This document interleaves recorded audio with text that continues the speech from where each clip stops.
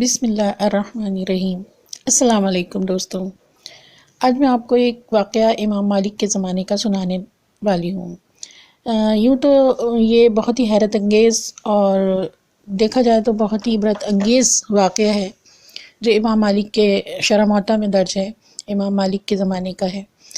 لیکن یہ بہت ہی عبرت ناک اس لیے بھی ہے کہ عموماً اس کا تعلق خواتین سے ہم کہیں گے کہ ہوتا ہے۔ اکثر دیکھا ہے کہ خواتین ذرا غیبت میں آگے آگے رہتی ہیں اور ایک دوسرے پہ تہمت لگانے میں بھی بڑا اہم کردار ادا کرتی ہیں۔ ذرا کسی کو دیکھ لیا تو فوراً اس کے اوپر اپنی طرف سے سوچ لیا کہ اس کے تعلقات ہیں یا اس طرح کی باتیں اکثر خواتین میں ہوتی ہیں۔ تو اس چیز کو مد نظر رکھتے ہوئے یہ خواتین کے لیے خاص طور پہ بہت ہی زیادہ عبرت کا واقعہ ہے۔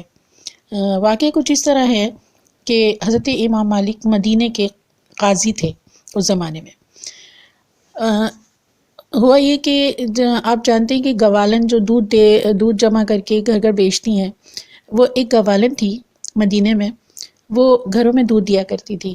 ایک دن ایک گھر کے باہر اس نے دستک دی، گھر میں صرف اکیلا مرد رہا کرتا تھا، وہ باہر نہیں آیا۔ تو اس نے تھوڑی دیر دستک دینے کے بعد وہ گوالن دودھ دینے کے لیے اس کے گھر میں داخل ہو گئی۔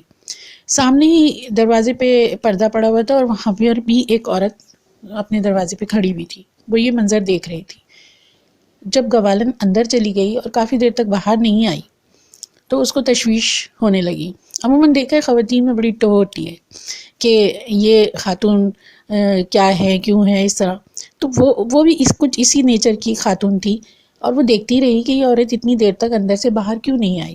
خیر تھوڑی دیر بعد گوالن گھر سے باہر نکلی اور اپنی راہ لی، اس نے یہ بھی اپنا پردہ ڈال کے اندر چلی گئی۔ لیکن شیطان نے اس کے دل میں یہ خیال ڈالا کہ یہ گوالن ایک تو اندر گئی اور یہ اتنی دیر بعد نکلی ہے، ضرور اس کے کچھ اس گھر کے مکین جو اکیلا رہا کرتا تھا اس سے کچھ تعلقات ہیں۔ یہ ایک خیال اس کے دل میں گزرا۔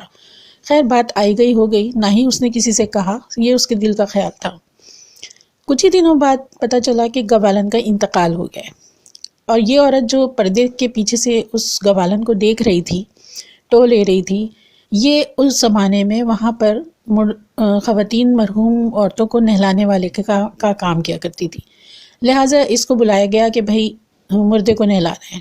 یہ عورت وہاں گئی اور ایک عورت کے ساتھ مل کر اس مرحوم عورت کو جو گوالن تھی جس کا انتقال ہوا تھا اس کو نہلانے لگی۔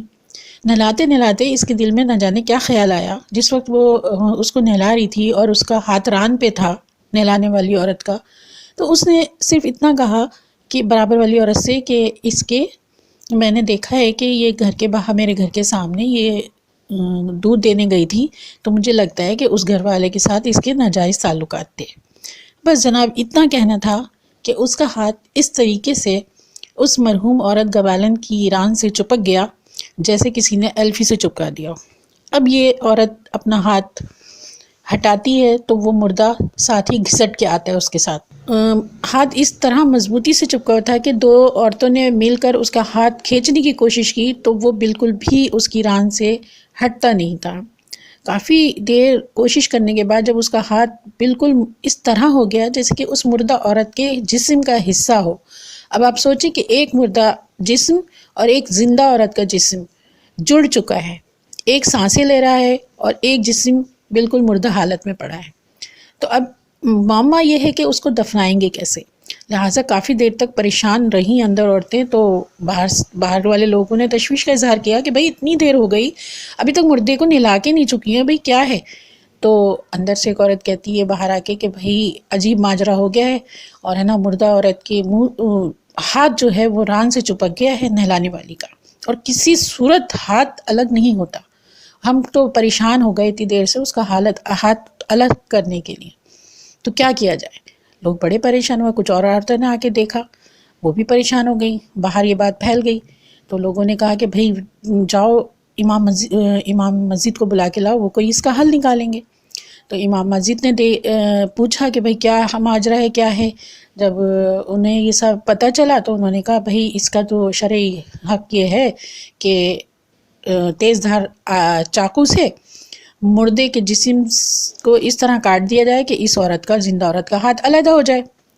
تو مرحوم عورت کے جو لواحقین تھے وہ چیخ پڑے، کہنے لگے بھائی یہ تو ہم نہیں کرنے دیں گے، ہمارے مردے کا کیا قصور ہے کہ اس کو اذیت پہنچائی جائے. کہتے ہیں کہ مکھی بھی بیٹھ جاتی ہے مردے پہ تو اذیت ہوتی ہے، اس کو بوجھ محسوس ہوتا ہے، ہم تو ایسا نہیں کرنے دیں گے. تو مسجد کے امام صاحب نے یہ فتویٰ دیا کہ اگر ایسی بات ہے تو پھر اس زندہ عورت کا ہاتھ کاٹ دیا جائے اور مردے کو دفن کر دیا جائے. تو زندہ عورت کے گھر والے چیخ پڑے، کہتے ہیں کہ یہ تو ہم نہیں کرنے دیں گے، آخر ہماری زندہ عورت کا ہاتھ کیوں کاٹا جائے، اس کا کیا قصور ہے. اب قصور تو دیکھا جائے تو کسی کا بھی نہیں تھا.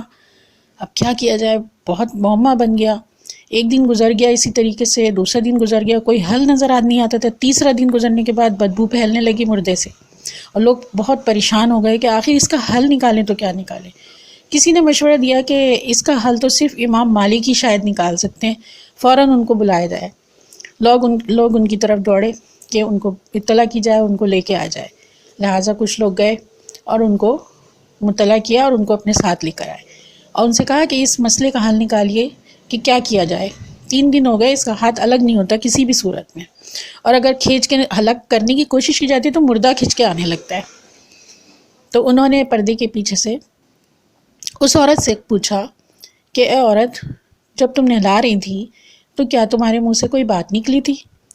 تو نہلانے والی عورت نے کہا ہاں، بس میں نہلاتے ہوئے یہ کہہ رہی تھی کہ اس عورت کے تعلقات تھے، میں نے دیکھا تھا سامنے والی عورت کے. تو انہوں نے کہا، امام مالک نے، اس وقت امام مالک بہت ہی جید، بہت ہی ذی ذہن اور اپنے علم میں بیش بہا قدرت رکھنے والے قاضی مقرر تھے مدینے کے، اور بہت ہی اچھے فیصلے کیا کرتے تھے، ایسے فیصلے جس کا کوئی حل نظر نہیں آتا تھا. لہٰذا اسی لیے ان کو اس مشکل ترین موقع پہ بلایا گیا تھا اور واقعی انہوں نے حل نکالا. تو انہوں نے کہا کہ اچھا، تو تم نے یہ ایک طرح سے جو بات کہی ہے، تو کیا اس مرحوم عورت نے تم سے اس سلسلے میں کوئی بات کی تھی کہ اس کے تعلقات تھے؟ اس نے کہا نہیں، ایسا تو کچھ بھی نہیں تھا. تو کہیں گے تو پھر تم نے یہ بات کیوں کہی؟ کہنے لگی بس میں نے دیکھا تھا اس کو جاتے ہوئے اور وہ اکیلا مرد رہتا تھا، تو میرے دل میں یہ خیال آیا کہ یہ اتنی دیر میں نکلی ہے، اس کے تعلقات ہیں کچھ ناجائز، اور یہ اندر بھی گئی ہے، اور مٹکا لے کے میں نے اس کو پانی لے جاتے ہوئے بھی دیکھا تھا اندر. تو بس میرے دل میں یہ خیال آیا تو میرے منہ سے اس وقت یہ بات نکل گئی. تو کہیں گے کہ اچھا ٹھیک ہے، تم نے کیا دیکھا تھا کچھ اس کو، اور کچھ اس سے زیادہ کوئی ایسی ناجائز بات کرے ہوتے ہوئے اپنی آنکھوں سے؟ اس نے کہا یہ بھی نہیں دیکھا میں نے ایسا، بس میرے دل میں یہ خیال آیا تھا اس کو دیکھتے ہوئے. پھر انہوں نے کہا کیا تم گواہ لا سکتی ہو جو نیک لوگ ہوں اور جن کی گواہی تسلیم کی جا سکے، اس بات کی گواہی جو تم کہہ رہی ہو اس عورت کے بارے میں؟ تو کہنے لگے ایسا بھی نہیں ہے کہ میں کوئی گواہ لا سکوں. تو انہوں نے کہا، تو پھر فیصلہ کیا انہوں نے کہ اس عورت کو 80 کوڑے مارے جائیں، کیونکہ یہی قرآن میں تہمت کی سزا ہے، اور اس عورت نے اس عورت کے اوپر تہمت لگائی تھی اپنے گمان کے تحت. تو دوستوں آپ دیکھیے کہ تہمت کتنی بڑی سزا ہے تہمت کی، اور اللہ تعالیٰ کتنا اس کو ناپسند کرتے ہیں، اور ہم آج کل کتنے آرام سے کچھ بھی بول دیتے ہیں، اور خواتین تو بہت ہی آرام سے کسی پہ کچھ بھی بول دیتی ہیں. تو ہمیں اس چیز سے بچنا چاہیے. تو جناب امام مالک نے 80 کوڑوں کی اس کو سزا مقرر کی کہ اس عورت کے 80 کوڑے لگائے جائے، اور پھر اس پر عمل درآمد ہوا. دوستو 70 نہیں، پورے 80 کوڑے لگنے کے باوجود بھی اس عورت کا ہاتھ اس کی ران سے جدا نہیں ہوا. جی ہاں، جب نہیں ہوا تو انہوں نے کہا اب کیا کریں، ابھی بھی ہاتھ اس کا جدا نہیں ہوا. 80 کوڑے مارنے کے بعد کہنے لگے کوڑے لگائے جاؤ. کیوں؟ کیونکہ اس نے مردہ عورت کے اوپر تہمت لگائی ہے، زندہ عورت پہ نہیں لگائی ہے. لہٰذا 80 کے بعد مزید کوڑے اس کے چند مارے گئے، تب اس کا ہاتھ الگ ہوا مردہ عورت سے اور خلاصی ہوئی. تو دوستوں یہ ایک بہت ہی عبرت ناک اور حیرت انگیز واقعہ تاریخ میں گزر چکا ہے اور کتابوں میں مرقوم ہے. یہ واقعات ایسے نہیں ہیں کہ ہم ان کو پڑھ کے درگزر کر لیں، ہمیں ان سے سبق لینا چاہیے، اور ہمیں روح تک کام جانی چاہیے جب ہم اس طرح کے معاملات اپنی آئے دن زندگی میں روزمرہ دیکھتے ہیں کہ خواتین اس کو کتنا ہلکا لیتی ہیں. میں یہی نہیں کہہ رہی کہ صرف خواتین ہی غیبت کرتی ہیں، مرد بھی بہت غیبت کرتے ہیں کاروباری طور پہ، یا مختلف ان کے انداز ہوتے ہیں، لیکن تہمت بہت گناہ ہے، اور اس سے بچنے کی حتی الامکان ہر کسی کو کوشش کرنی چاہیے۔ دوستو یہ واقعہ آپ کو کیسا لگا ضرور کمنٹ میں بتائیے گا۔